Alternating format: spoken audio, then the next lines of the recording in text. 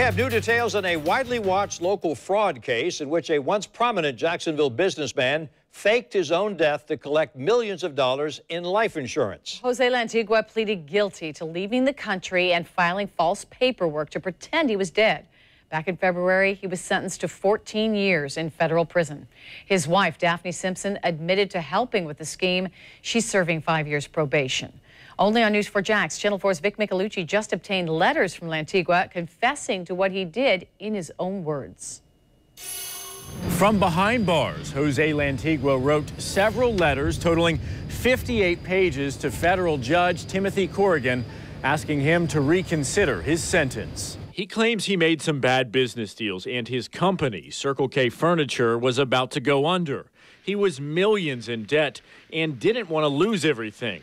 I went over his claims with attorney Gene Nichols. He admitted to having a web of lies. How much of this can we believe? This is a type of case where it's going to be very difficult to believe what he had to say based upon the allegations that have been made. He met with a friend, a neurologist, who suggested he disappear and fake his own death. He claims that doctor, whom we're not naming because he hasn't been charged, planted the seed and offered to fake a deadly illness. The two claimed Lantigua had mad cow disease and needed experimental treatment in another country. They sought $5 million in donations, pitching their cause to nonprofits like the Tim Tebow Foundation. They didn't bite, but he went on with the plan, even convincing his wife, Daphne. And he said that he had 6 months thereabouts to live. He found a way to Venezuela, telling his family he was getting treatment there. But he admits he later told Daphne he wasn't sick. Instead, a rogue CIA agent and drug cartels were set to kill him and his family. Why would I think that he would lie about something like that? Lantigua would get a doctor to fake his death and a mortuary to pretend they cremated his body.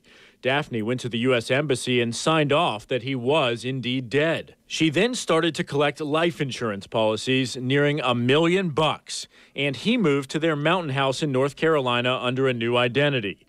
Eventually, though, federal agents caught on and arrested Lantigua as well as his wife. Lantigua tells the court while locked up he became a true Christian and begs the judge to forgive his wrongs. But no luck. It was denied. How often does a judge actually change their mind? Almost never. Of course, we'll keep you posted. At the federal courthouse downtown, I'm Vic Michelucci, Channel 4, the local station.